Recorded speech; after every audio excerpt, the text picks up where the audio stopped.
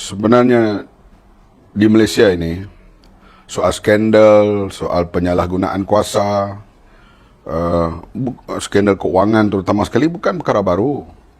Misalnya dahulunya menjelang pilihan raya tahun 90, tahun 95 dan tahun sebelum itu, isu yang bersaik di mainnya isu BMF. Sehinggalah akhirnya berlaku pembunuhan terhadap pegawai Bank Bumiputera di Hong Kong. Ianya menjadi satu macam explode cerita itu dan barulah jawatan kuasa dibuat untuk menyiasat skandal BMF yang diketuai Tan Sri Ahmad Nordin. Maka terdedahlah bagaimana wang Bank Bumi disalahgunakan dan akhirnya beberapa orang didakwa selepas itu. Hasil daripada jawatan kuasa siasatan. Banyak lagi, dan bila kita berkempen dalam pilihan raya menjelang 2018, di antara isu utama dikemukakan oleh penceramah-penceramah kita, sama ada Rapidi Ramli, sama ada Anwar masa itu berada dalam penjara lah, rakan-rakan daripada keadilan yang lain.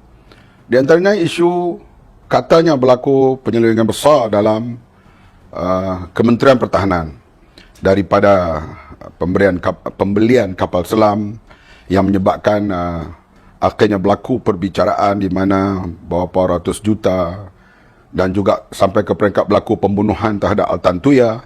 Ia bersangkut paut dengan kerja-kerja belakang tabir yang berlaku skandal pembelian kapal selam itu. Begitu juga bila kita nak dapat kerajaan dan kita dengar cerita-cerita di Kementerian Pertahanan ini, banyak tuduh-menuduh. Jadi kita boleh buat tuduhan pada orang itu, orang ini. Saya tak suka keadaan begitu. Oleh itu yang boleh membuat siasatan ini mesti jatuh jawatan kuasa khas. Sebab itu bila kabinet bersidang, saya minta menteri sebagai itu, dan supaya jawatan kuasa ini sebenarnya nak menyiasat banyak kementerian. Dimulakan dengan siasatan terhadap Kementerian Pertahanan. Maka bila dibuat siasatan, soalnya sekarang kita boleh bercakap, kenapa 6 helikopter tak sampai pada hari ini? Kita nak tuduh siapa? Soal itu. Soalnya jawatan kuasa siasatan ini yang boleh meminta fail, meminta dokumen. Kita tak boleh, pembangkang tak boleh, orang NGO tak boleh. Begitulah juga kita yang saya sebut selalu dalam kita punya moto yang mengiring saya itu. Askar yang mengiring tu dia tak boleh buat sekatan, sebab tu dia kena ada polis. Artinya ada kuasa-kuasa tertentu. Jadi kabinet bersetuju menumbuhkan jawatan kuasa siasatan. Jawatan kuasa itu ditubuhkan dan Amrin Buang dipilih kerana dia seorang ketua audit negara yang dianggap berpengalaman dan ada integriti, dan dia ketua audit negara di zaman kerajaan Barisan Nasional. Maka bukan kita soal dia di kerajaan mana, kita melihat di sudut kebolehan, kewibawaan dan rekod cemerlang dia dalam hal menjalankan kerja-kerja audit. Oleh itu kita milih dia dan ditubuh pasukannya yang terdiri daripada ada peguam, ada accountant, ada orang-orang yang tahu hal-hal akaun ini, dan mereka membuat study dan membuat penyelidikan, dan selepas 1 tahun baru dilapor kepada saya menteri, kemudian barulah dilapor kepada di Kementerian Pertahanan yang melibatkan semua cabang Angkatan Tentera dan juga bahagian pentadbiran. Kemudian baru dilapor kepada Perdana Menteri dan lepas itu barulah dibawa ke kabinet. Soal yang mendalam forensiknya itu tidak dilaporkan forensik study terhadap apa yang berlaku itu. Dan daripada siasatan itulah baru terdedah katanya ada lebih daripada 400 juta yang dibayar tidak kena mengena dengan pembinaan kapal. Sama ada unsur rasuah atau tidak, ini kena serah pula kepada SPRM. Kita ada kuasa hanya setakat dia menyiasat, dan juga bila berlaku terdedahnya benda-benda seperti ini yang dibuat oleh jawatan kuasa Tan Sri Amrin Buang, termasuk land swap yang dikatakan kerajaan rugi lebih kurang 500 juta. Why? Kenapa? Tanah di mana? Semua ni didedahkan dalam siasatan itu. Kemudian PAC terpanggil untuk membuat satu siasatan khas. PAC ada kuasa-kuasa tertentu untuk memanggil siapa saja di kalangan menteri-menteri dan juga pegawai kerajaan untuk mereka buat temu bual. Dan selepas hampir setahun setengah, maka inilah laporan yang disiapkan oleh PAC. PAC ini adalah dianggotai oleh semua parti, termasuk daripada pihak kerajaan sekarang dan juga daripada pembangkang. Dan mereka membuat laporan itu secara komprehensif dan serah kepada kerajaan dan kepada parlimen. Dan inilah tugas mereka. Soalnya siapa yang melakukan penyelewengan sekarang ni, bukan kita kata blame game. Tengok laporan itu, dan SPRM kita harap dapat bertindak. Kalau ada penyelewengan, dakwa. Kalau ada kelalaian, bagaimana kita nak asasi masalah ini. Sebab ini amat penting soal Kementerian Pertahanan. Saya memang concern daripada awal bila saya masuk jadi menteri lagi. Saya dah lihat keadaan ini, dan saya tidak mahu bagi tahulah bagaimana keadaan kapal-kapal kita di laut, terutama yang menjaga zon ekonomi eksklusif di Laut Cina Selatan dan sebagainya. Bagaimana keadaan kita perlu sangat kita kata penambahan kapal-kapal peronda khasnya dan kapal-kapal pesisir pantai dan sebagainya. Kita amat perlu, dan benar-benar seperti ini kita concern sebab dia melibatkan keselamatan negara, wang negara, dan soal keamanan serantau. Ia amat penting. Sebab itulah kita kena lihat laporan ini secara serius, dan kalau ada kelemahan macam mana nak diatasi. Dan ada pula pihak mengatakan supaya dibuat surat diraja untuk saya mengalu-alukan. Sebab lain macamnya kes tabung haji, golongan ini tuduh golongan ini, golongan ini tuduh golongan ini. Bila nak boleh selesai? Biar Suruhanjaya siasat dan buat short-short, dan kalau ada penyelewengan-penyelewengan, dakwa di mahkamah, tak kira siapa. Dan ini yang penting di sini, bukan kita kata soal blame game. Soalnya sekarang kita tahu kita dah 606 bilion telah dibayar. Kenapa kapal tu tak sampai, dan kenapa ianya perlu ditambah lagi belanjanya. Masa zaman saya pun disebut soal perlu ditambah itu, dan keperluan kita kepada kapal seperti itu, dan adakah peralatan yang dipasang di kapal itu bersesuaian dengan keadaan sekarang. Semasa itu perlu juga difikirkan secara serius. Dan ini soal keselamatan negara. Jangan kita soalnya saya pun memang tak seronok bila Kementerian Pertahanan menjadi bahan cakap umum pada rakyat. Kalau kementerian lain tu bukanlah kita kata okey, tapi taklah kita kata membawa disaster kepada negara sangat. Ini soal Kementerian Pertahanan. Sebab itu kita haraplah dengan pendedahan yang dibuat oleh jawatan kuasa yang diketuai oleh Tan Sri Amrin Buang dengan Public Account Committee ini, menjadi satu titik mula ke arah pemulihan pada masa akan datang. Bukan Kementerian Pertahanan, di semua kementerian, tata cara perbelanjaan wang dan sebagainya. Bila disebut 400 juta dibayar tidak ada kena-mengena dengan pembinaan kapal misalnya, ini satu yang mengejutkan. Kemana wang itu? Oleh itu saya harap kalau pihak berkuasa SPRM boleh masuk dan boleh siasat. Kalau ada kes, dakwa. Kalau tak ada kes, ini satu kelalaian yang perlu diperbaiki pada masa akan datang. Itu pendirian saya. Bukan soal nak tuduh orang tu, tuduh orang ni. Tapi yang pentingnya, wang negara telah lesap, dan sepatutnya 9 bilion. Sekarang sudah nak ditambah lagi. Memang kalau nak diteruskan projek ini memang kena tambah. Jadi di mana kelemahan sebelum ini perlu diperbaiki, dan kalau ada penyelewengan, mereka adalah dihadapkan ke muka pengadilan. Ini soal wang rakyat, tak kira siapa. Kenapa terdedah ni semua? Kerana ada siasatan. Kalaulah katalah pemerintah yang sama terus memerintah, tak ada jawatan kuasa siasatan, rakyat tak tahu berbilion wang negara telah dibazirkan. Rakyat tak tahu. Tapi kenapa timbul begini? Karena ada siasatan. Kenapa BMF dulu kita tahu bagaimana penyelewengan berlaku? Karena ada siasatan. Bagaimana 1NDB, tuduhan-tuduhan sebelum pilihan raya, terutama sekali daripada Tony Pua, Rapidi, Wong Cheng dan orang-orang ahli ekonomi inilah, termasuklah Tun Mahathir, Anwar Ibrahim dan sebagainya, semua main isu 1NDB. Tapi itu tuduhan. Lepas pilihan raya ada siasatan.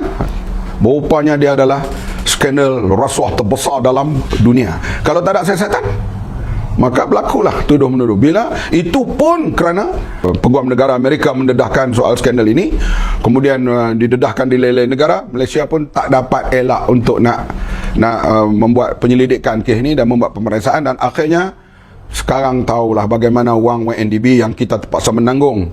Menteri Keuangan sekarang pun sebut kita kena bayar interestnya saja lebih kurang 1.7 bilion setahun, dan mungkin kita akan berhutang sampai 50 bilion akibat syarikat yang bila dia berhutang dan sebagainya, garantornya ialah kerajaan. Ini soal kalau tak ada Jawatankuasa Siasatan, tak tahulah, kita tuduhlah orang tu tuduh orang ni. Tapi bila terdedah Jawatankuasa Siasatan sekarang, maka rakyat tahu rupanya WNDB ini disalahgunakan sebegitu rupa, dan bagaimana wang tu dibahagi-bahagi kepada orang tertentu yang telah didedahkan oleh siasatan itu.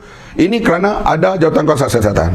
Jadi kerajaan yang terdahulu kemudian atau akan datang, kalaulah nak tutup itu skandal, jangan ada Jawatankuasa Siasatan. Kita tutup itu semua. Berlakulah hanya tuduhan-tuduhan politik. Sebab nak cek file satu orang itu, saya tak boleh, pembangkang tak boleh, pihak kerajaan pun tak boleh. Dia kena ada satu jawatankuasa khas, polis yang ada kuasa, SPRM ada kuasa, dan mereka ni diberi kuasa oleh, menurut perlembagaan negara kita, mereka boleh membuat satu penyelidikan. Bahkan nak serbu satu tempat pun mereka boleh buat. Tapi kita tak boleh. Maka sebab itu bila ada jawatankuasa, baru kita tahu ada penyelewengan atau tidak.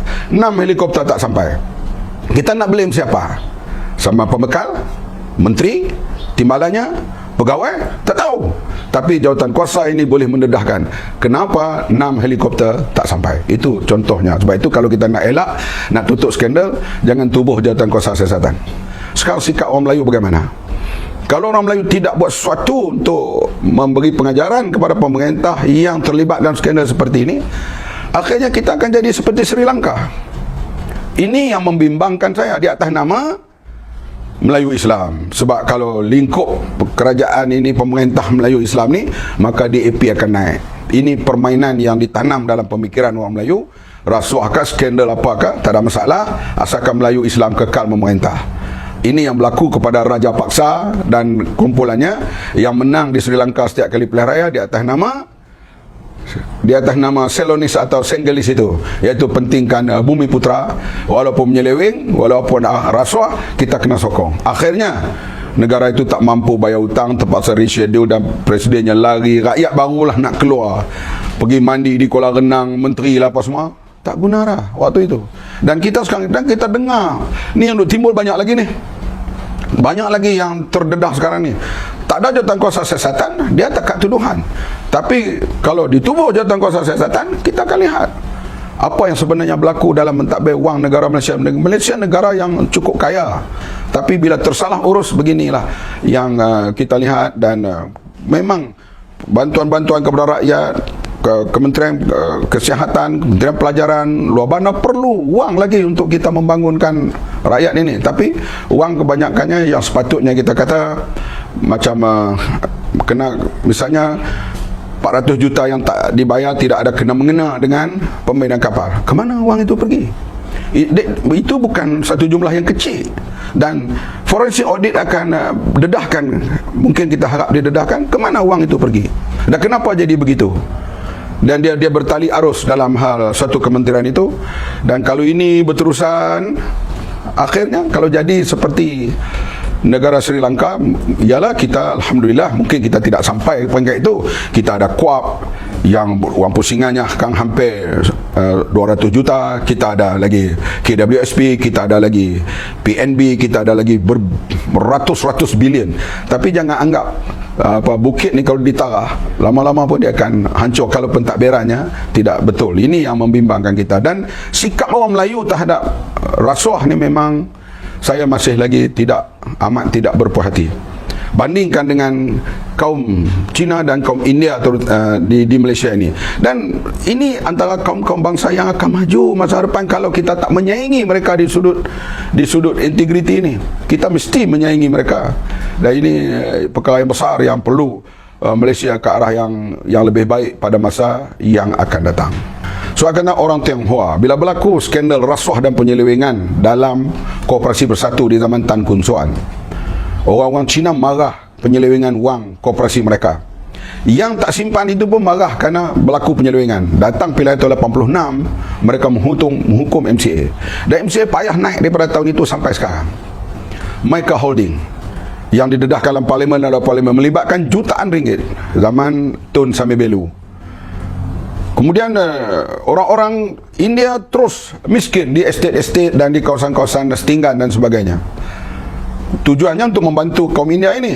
Orang India marah terhadap skandal penyelewengan itu dan mereka tolak MIC, sehingga sekarang pun MIC hanya menang satu kursi saja di Tapah.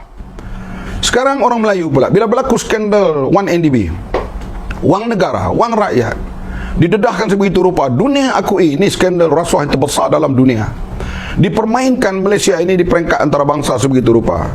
Dan juga ada, saya kata Jolo Cina, orang kaum Tengah, tapi kebanyakannya orang Melayu. Ada bekas pegawai KSN dapat 30,000 sebulan sekalipun tak ada mesyuarat selama 6 tahun. Skandal ini terdedah dengan sebegitu rupa, dengan berlaku juga skandal seks, skandal berbagai-bagai dalam wang YNDB ini yang didedahkan di Mahkamah Amerika. Ya, saya sebut lagi soal kita kata nak membina masa depan pertahanan negara. Sebab itu kita buat Defense White Paper. Defense White Paper ni bukan kepala Menteri Pertahanan.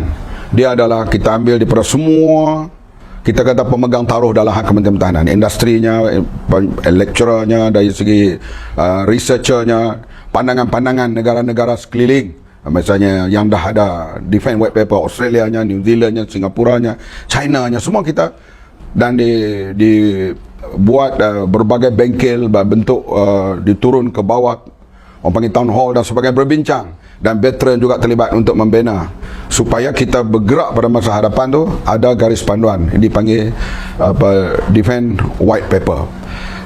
Bila saya bentang di Parlimen, dan juga ahli Parlimen mengatakan, ingat WB nak mendedahkan skandal-skandal. Rupanya tidak, bukan tugas kita. Tugas kita nak memandu ke arah mana, dan yang melibat tu di antaranya yang memainkan peranan pegawai di kementerian, Panglima Angkatan Tentera pada waktu itu Tan Sri Zul, dan juga pegawai-pegawai di bawahnya, dan juga mereka yang terlibat dalam industri pertahanan, dan juga researcher. Saya memang untuk membina industri pertahanan, saya memang tak berpuas hati bila peruntukan kepada strike begitu rendah. Kalau kita nak libatkan industri pertahanan pada masa depan, strike ini mesti peruntukan yang secukupnya.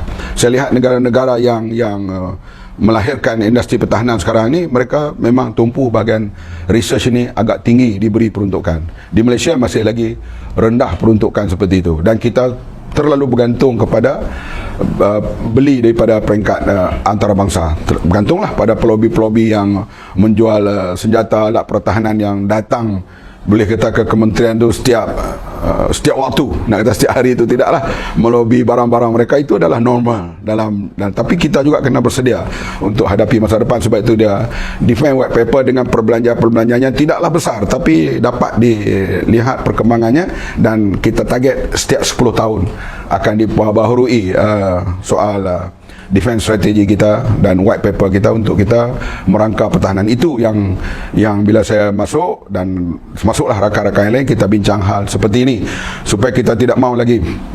Dan segala projek yang baik di sebelum itu, Cap 55, batu kapal daripada banyak jenis kepada 5, itu kita teruskan supaya kita tidaklah dalam yang paling berat sekali dalam pertahanan ini, soal MRO. Bila dah kita ambil barang itu, nak repair nanti, dan repair itu mestilah dia ada concerted, ada tempat tertentu. Sebab kalau tidak, kita beli ni daripada Perancis, yang ini daripada Amerika, yang ni daripada Czechoslovakia, yang ni daripada Rusia. Bila datang MRO nanti, kita hadapi masalah. Dan ini yang perlu. Sebab itu Cap 55 untuk tentera udara, untuk